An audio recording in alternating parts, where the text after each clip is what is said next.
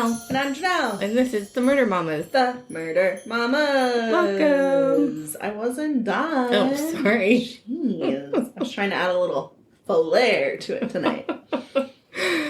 You did it. Hooray. You interrupted me. I'm so sorry.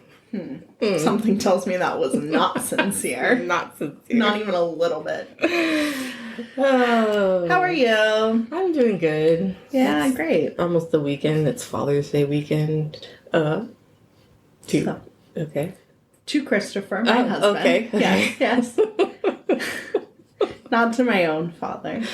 We're getting breakfast while we're in the Bahamas together. Oh, are you... Oh, for your dad. For my okay, father. I was like, you're not going to be there during Father's Day. I'm very confused. You're like, wait, no, I'm not supposed to watch your dogs until the end of the month. What What is is happening? No, my dad. We always get breakfast together. That's nice. So we're going to get breakfast Good. while we're there. That's nice. Yeah. Meanwhile, I'll be tickling the bellies of your pets. I would really advise not to do it to the kitty cats because you'll get bitted. They will. I'm going to try. I'm going to be like, come here, kitty. Come here. Yeah, no. Maybe Shadow will let you touch him, but Blossom is going to dart the other way the second you walk in the door. So rude. How is it still 90 degrees out? I know, right? Oh my god. Okay, anyways. Yeah. Here we are. Here we Tonight, are. we have an episode to record. Yay. It's mine. Mm-hmm. We're back. Yep. No noting it, just Oh, diving straight in. sweet. See how much watching comprehension I have. I did a Okay. lot of watching this time. Yeah. Quite a few documentaries. Yeah, yesterday I started watching documentaries of the thing that I want to do my episode on, and I fell asleep within the first 2 minutes. Oh, that sounds like it's going to be a really engaging I was one like, for- maybe that's not the right one to do right at this moment. Yeah, and that sounds like it'll be really engaging. Looking forward to it. Yeah. Is that our last week? I For don't know. like 3 weeks? Oh, I don't know. It is. We gotta discuss offline. You know, I just forced you to Okay. edit things. No, that's our last week. Yeah. Yeah. They were gonna take some time off. We're going to be gone for weeks. Yeah. We're not going to see each other. I'm actually really sad about No. it. It sucks. Yeah. Because then school's going to start. I know. Like, right away. And, like, August 1st with Preston's fucking cross-country starting at 6 o'clock in the morning. Excuse me, what? Our summer's almost over. I know, right? It's, like, almost gone. We haven't even been to the pool together yet. Done shit. I'm really mad about that. I'm going to bring it up a few more times. Anyways, let's go. Okay. Okay, tonight I am talking... Oh, I just want to preface this entire episode and say that there are a lot of themes of racism Okay. all throughout this episode. This incident has been described as a hate crime by the prosecutor. It's not fun. Okay. It's not great. There's a lot. Yeah. But a lot of themes of racism. Okay. Ready? I'm ready. Okay. So we're gonna hop in our time machine and go back to 1983. Sweet. And we're going to discuss the murder of a then 23-year-old Timothy Coggins. Okay. Have you ever heard of him? Doesn't ring a bell. Okay. Well, the Coggins family lived in Griffin, Georgia, which is about 45 minutes, like 30 miles south of Atlanta. Okay.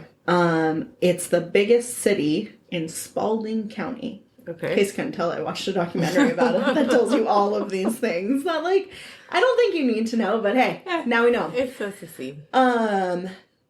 Something I watched said that, like, the area used to be, like, a mining town, and now it's, like, a rural Those are good. Yeah. farming community. Okay. A lot of things I watched and listened to, and in addition to, like, conversations with members of the Coggins family, they describe Griffin as being segregated in 1983. Okay. Like, effectively, it wasn't legal, Right. but it was Okay. still segregated. Right.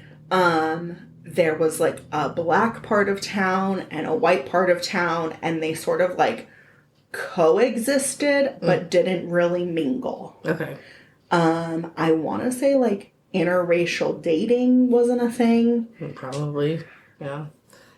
In the 80s? Like. Not in this area of Georgia. Okay. Did not happen. Right. So I'm saying all of that because the night that Timothy is last seen alive is a Friday night in October. Your eyes look sleepy. Yep. Yep. All right. So Timothy's described as funny, outgoing.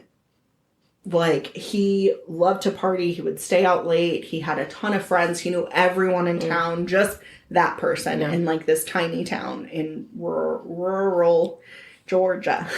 That one's real hard to get out. They say, like, he's a man with an irresistible smile who had never met a stranger. So, like, just to give an idea of who he was. So the last night he's seen alive, him and his sister Talisa, who's 2 years younger than him. He's the fourth of 8 children. Jesus. That's a big family. So they're going into what's called the People's Choice Club. It's like a brick building, and it's on a country road, and it's like a black club. Okay. Not that white people can't go there, but again, like, it's just very segregated. Right. On this night, there are 3 white men standing outside of the People's Choice. Okay. Which is uncommon. Right. But they go in, they have fun, they're dancing, they're drinking. Did mention that they were playing a lot of Aretha Franklin, Marvin Gaye, and Michael Jackson. I guess his Thriller album had just come out. Yeah. Classic. This article says that, like, on the dance floors where Tim's charm could, like, fully shine. Yeah. Like, he was in the center of it. He was not a wallflower. He, like, demanded attention. And for a past few weeks, while they would go to People's Choice, he was dancing with a young white woman. Oh, okay. Which stood out to everyone there. Yeah. His sister and, like, his friends were like, this isn't Atlanta. Like, you can't do that. Yeah. That's not what you can do. That's sad. Yeah. So during that night, his sister Talisa was going to the bathroom, and she overheard some people saying, like, that there were white men outside that were asking for Tim. Okay. That's the last time she sees him alive. And she sees him walking outside, like, following those men. So, how many minutes are we in? Because it's about to get... 9. It's about to get not super fun. Okay. The next day, or like a few days later, I can't remember exactly how much time had gone past. I think it was maybe on like a Sunday. A group of young boys who lived near a trailer park in like the white part of Griffin, they were out hunting squirrels. It's a thing. Okay. And they find the bloodied, beaten, mutilated body of a black man. Yeah. He's found in an area called Sunnyside, which is like a poor white part of the county. So he wasn't even in like Griffin, but he's in that county still. Right. He's found under like this huge, huge oak tree, which is known as the hanging tree. Oh, God. He has a lot of stab wounds to his front and his back. He has them all over his arms. He was fighting to stay alive. His genitals are mutilated. So bad. He has an X carved into his chest, which you later find is to commemorate and or represent the Confederate flag. Oh. Yeah. Okay. He is chained to the back of a truck and dragged up and down this field over and over and over again. He is found with his jeans on, and I believe that was all he had on him, like jeans and underwear, no shirt, nothing. And that's the condition he was found in. That must have been horrific for those boys. Yeah. It's like hard. I watched, there's a lot of my research came from like a 2020 documentary that was done on this case in particular.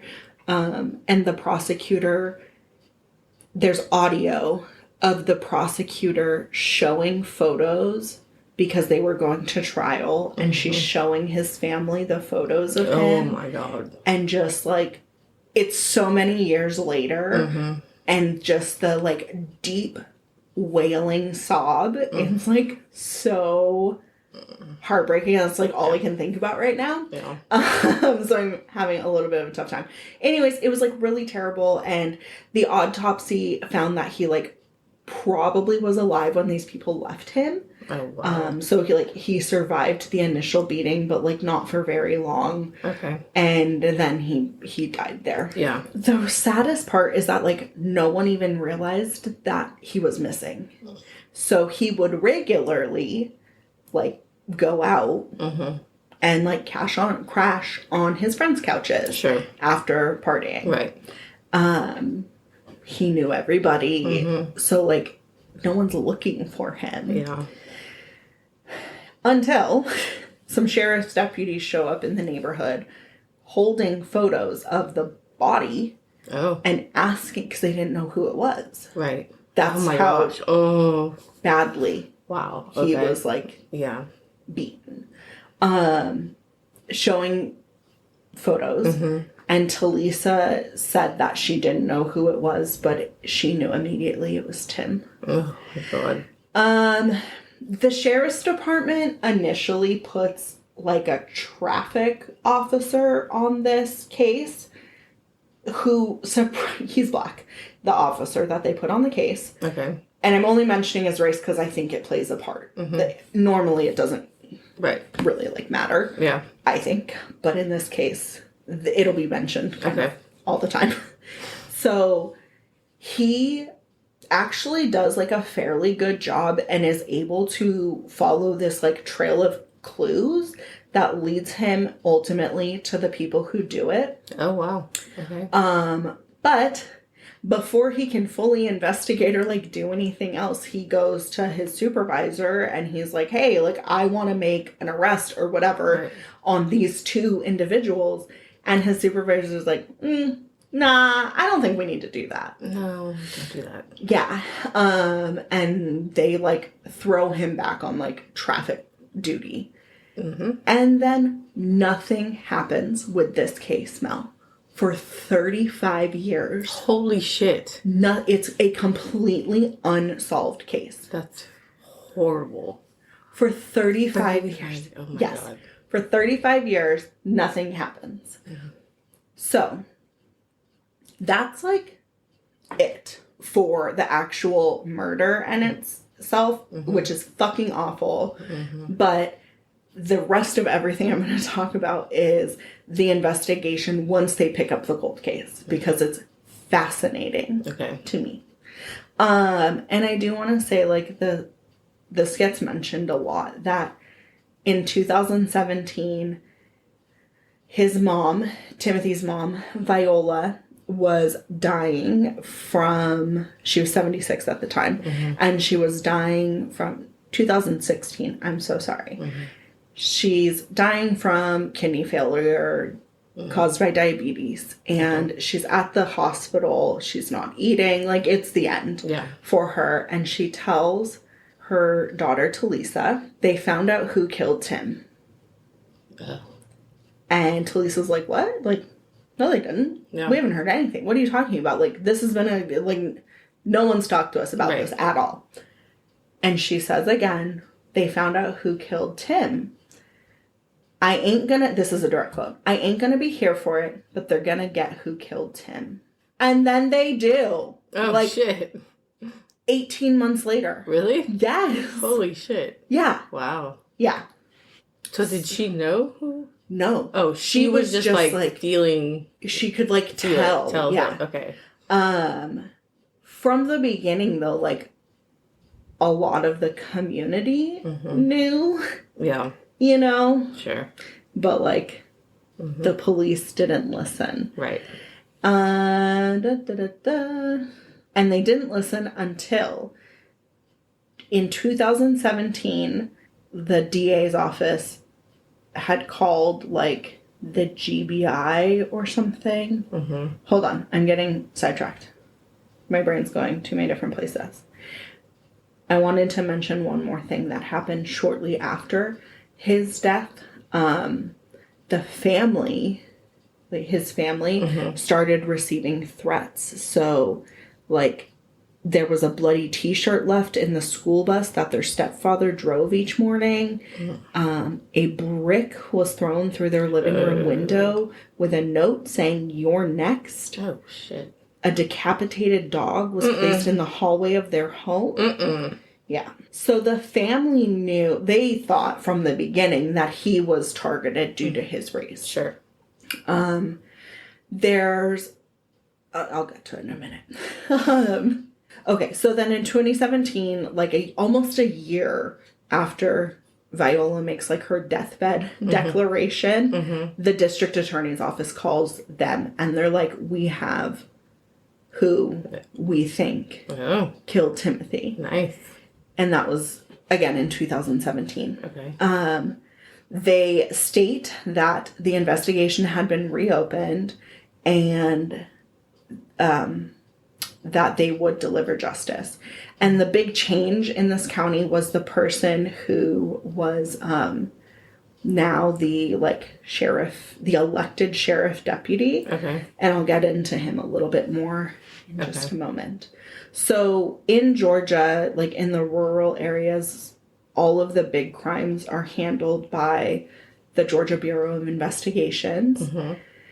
And like every 6 months or so, they cycle all their unsolved cases to like give fresh eyes on them and see if they can get anything. So in 2016, his Timothy Coggins file lands on Special Agent Jared Coleman's desk. He's only been there like 2 years. Okay. And the thing he notices immediately is how little is in this file. Ugh. There's nothing. Like over the years, the evidence has been lost, misplaced. Right. Like, there's just not, like, the genes aren't there anymore. Like, nothing's there. Wow. But there are some, like, old police interviews that had pointed towards two different men. Frankie Gebhardt and Bill Moore Sr. They were two white brother-in-laws that lived in a trailer park where his body was found. Okay. The police did like an initial investigation with him, and then we're like, no, you guys are clear to go. Yeah. The alibis that they gave, they had some holes, and detectives like never followed up. And that was just with Gebhardt, and he couldn't find any evidence that Bill Moore had been interviewed at all. Wow. Wow. Yeah. And in present day, like in 2017, one of the boys who was actually hunting squirrels, he was in jail on unrelated charges, obviously, of like sexual assault. Oh, so good. That's like a huge issue that the prosecution faces during this entire process, is that all of their witnesses are like in jail, felons, like Pieces all of of these. shit. I don't want to call them pieces of shit because like ultimately they do help get justice, Okay. but like not upstanding citizens. Yeah. Like it's hard to establish credibility, right? When there's something to gain for Christopher Vaughn. Yeah. So he says that he knows, he wrote to them and he's like, I know that Frankie Gebhardt did this. He admitted it multiple times. He bragged about it. Like, I know. And he says that the murder weapon was thrown down the well behind his trailer. Okay. So multiple people who are not related and not connected mention this well. And that Frankie says he threw things down the well. Okay. Vaughn is like, And so Vaughn also says that he had told police a few times, like, I know who did this. And, like, no one ever followed up. Coleman says that he was, like, just kind of in awe of how close the trailer park where the suspects that he's now fully investigating, how close it is to, like, this out-of-the-way place where the body's found. Okay. So it's like, it seems really likely that it's pointing to these people. Right. He does interview more, and Moore's like, I've never heard of this murder. Like, I have no idea what you're talking about. And Coleman's like, okay, you're lying. Like, I'm really simplifying it, but he's like, you're not telling the truth. Like, this is a tiny fucking town in rural Georgia. You're telling me you don't know of the biggest murder that's happened here in, like, 30 years? Right. Okay. So then Coleman goes to the recently elected sheriff, Daryl Dix. And he was, like, on a mission, this guy, to strengthen the relationship with the county's Black residents. So he was like, my one goal as your elected official is to solve this fucking murder. Yeah. That's it. Okay. That is all I'm going to do. Which can either be a really good thing or a really bad thing, because either it's going to get solved or you're going to get hyper-focused on the wrong people and it won't go anywhere. Right. In this case, it does work out. I don't know why they talk about this so much, but, like, Dix talks about how, like, he was, after Dix gets elected, he's, like, going through documentation, and he finds really specific things about, like, that there are members of the police department who are part of the local clan. I'm sure. Which was very active at that time. Yeah. They held rallies, they held parades, they held all kinds of things. It's horrible. Yeah, I believe it. And so they had infiltrated the police station. Sure. I just remembered something. Gebhardt, even in the, like, present 2018, 2017 days, he refers to Coggins as the N-word. Wow. That's it. Wow. Like, never his name. Never his name. Never. Wow. So he says, basically, like, him discovering these, like, notes. It was, like, handwritten notes that he had found that these members of the police department are part of the Klan. And then it just sort of, like, reopens everything because, like, was this police, like, a failure or, like, deliberately covering things up? Yeah. So Dix assigns a local deputy to work with Coleman, and he is like, I'm giving you all the resources you need to figure this out. So they reopen the crime scene. They open,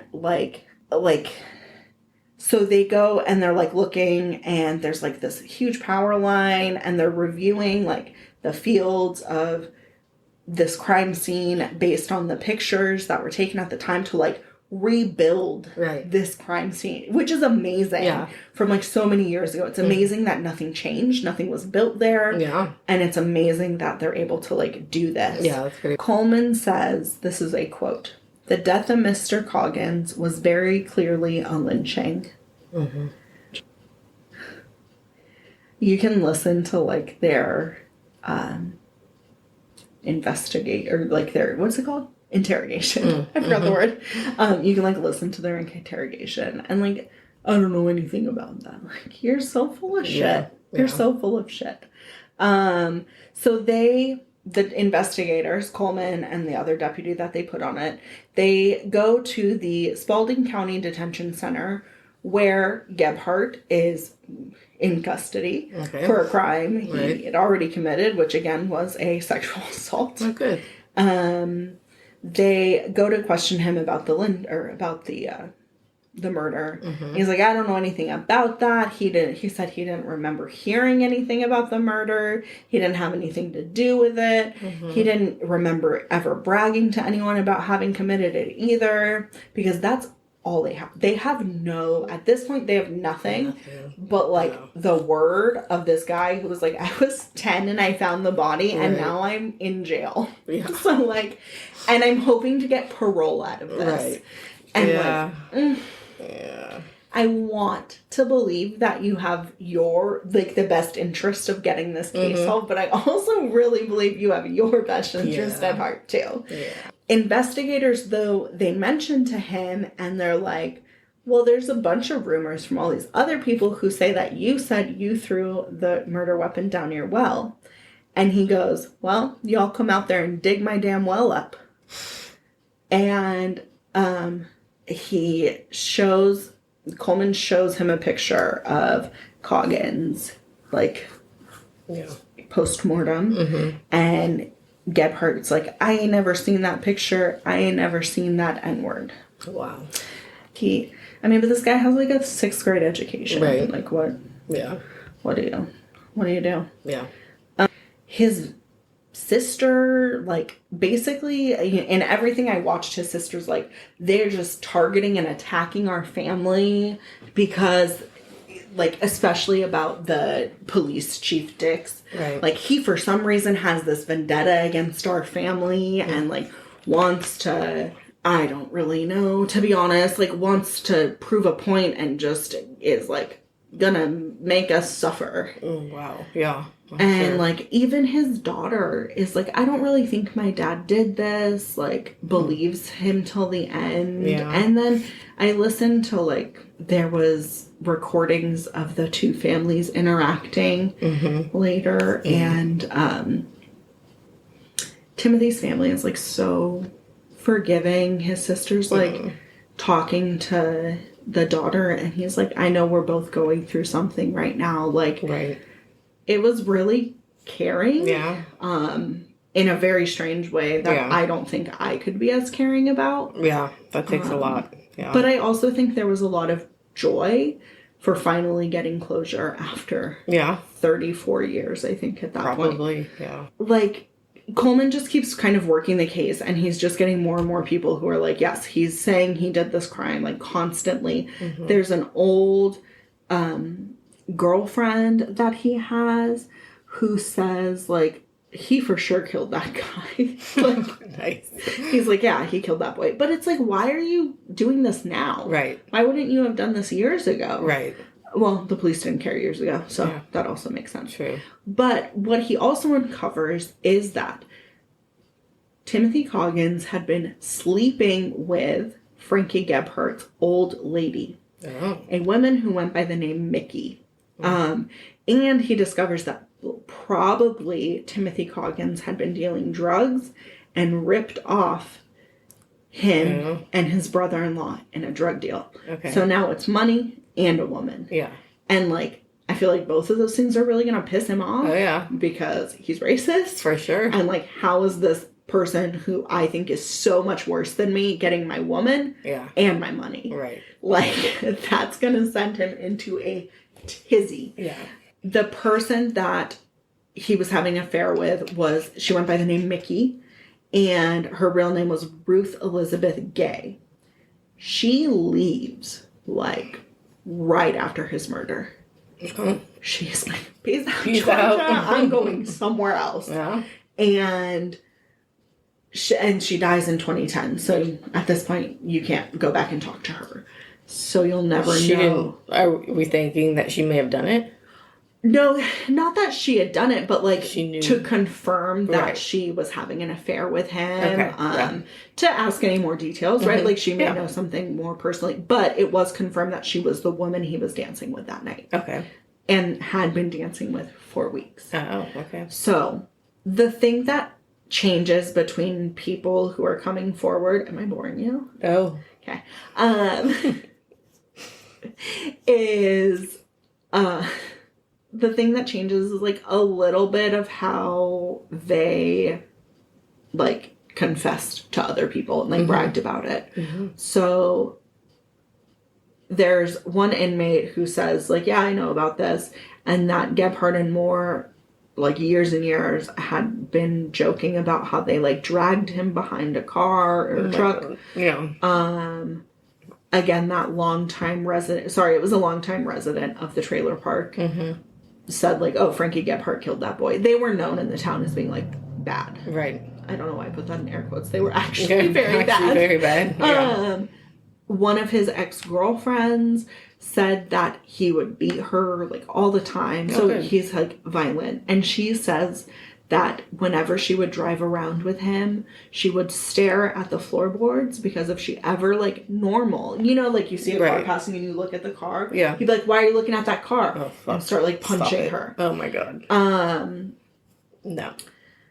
There's like this guy whose mom had dated Gebhardt at one point, who says that both Gebhardt and Moore stated that they had committed a murder, and while drunk said that they missed the old days of quote unquote killing black people for no reason. Oh wow. Yeah. Good people. So what Coleman finds as he's investigating is like there's all of these people who are witnesses. You know, like some people say like, I saw them, those three together that night, like at the trailer park.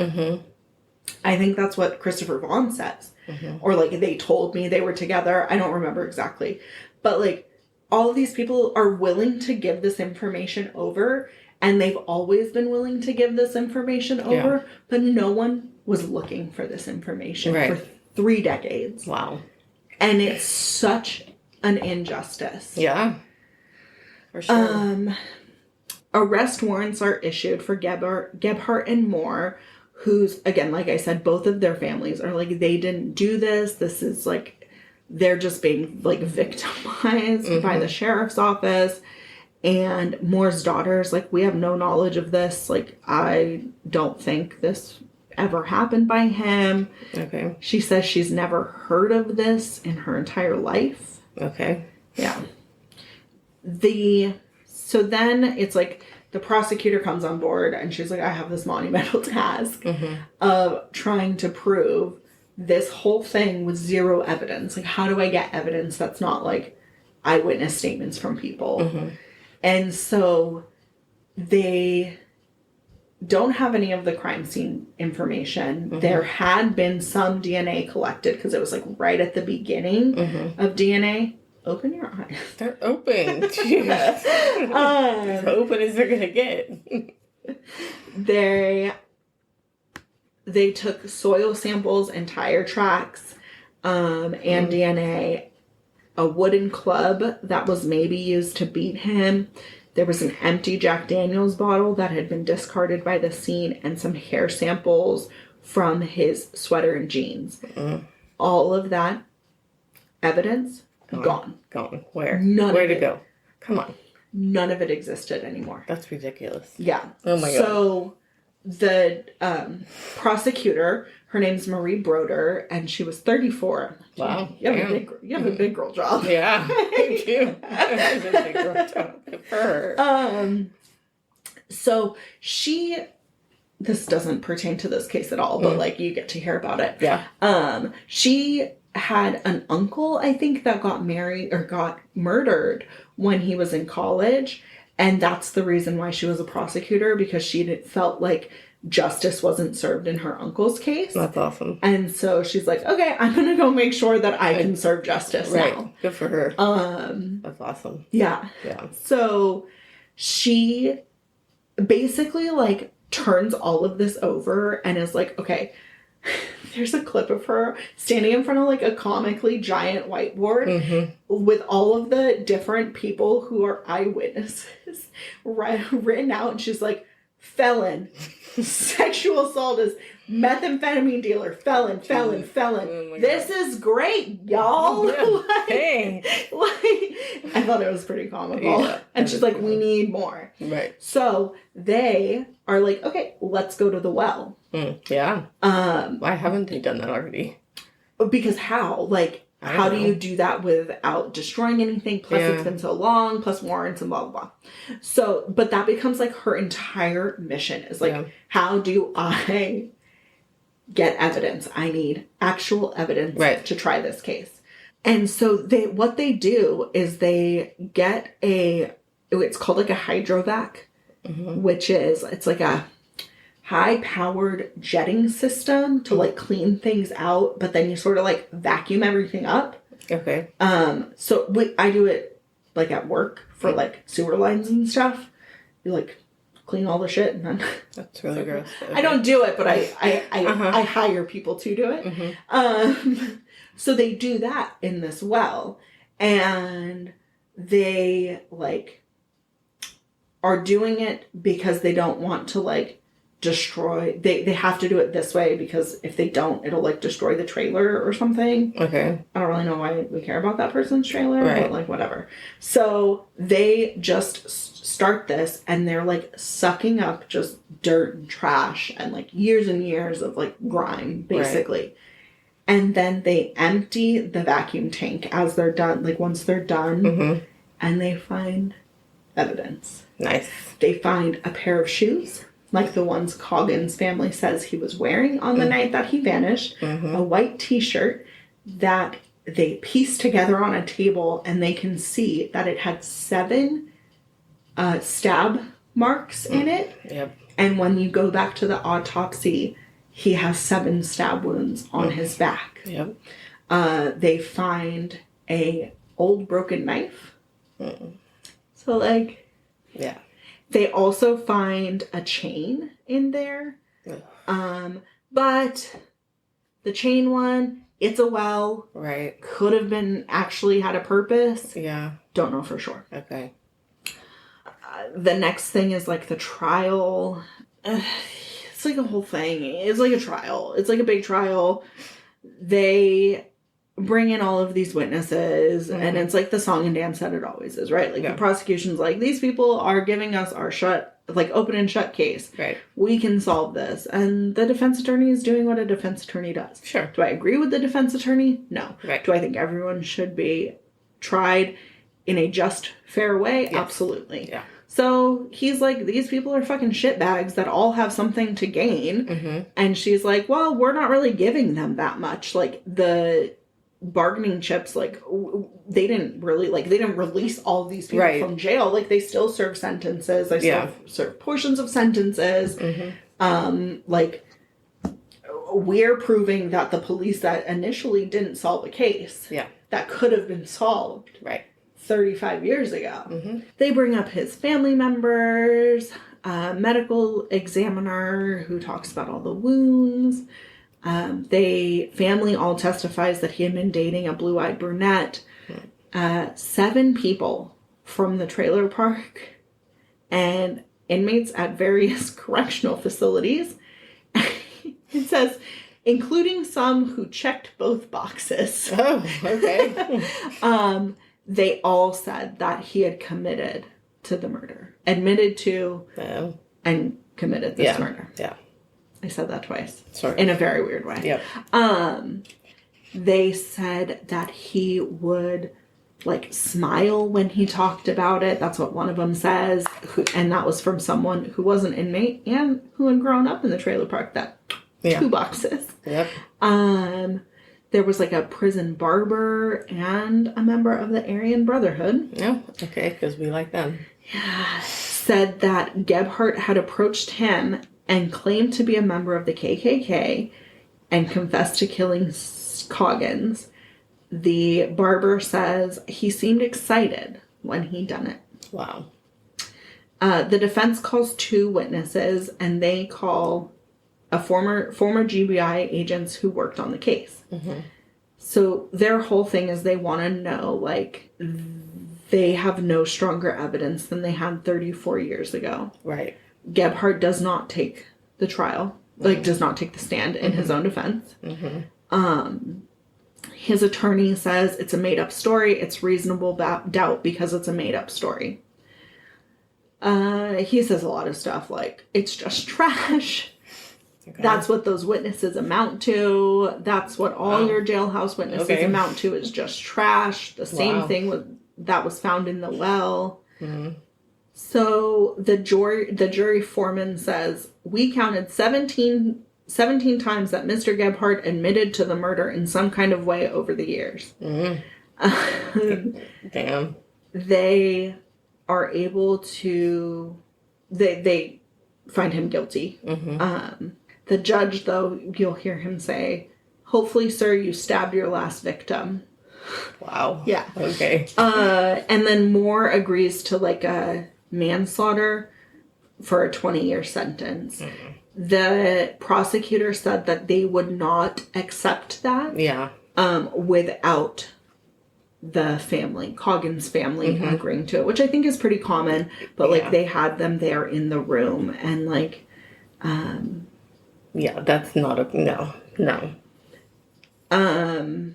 But Gebhardt, he gets a life sentence. He gets convicted of, like, all 5 counts of everything they brought against him. Mm-hmm. He gets a life sentence and, like, 80 years or something. Okay. And that's, I mean, like, that's kind of it. So after all those years, they finally get the closure that they wanted.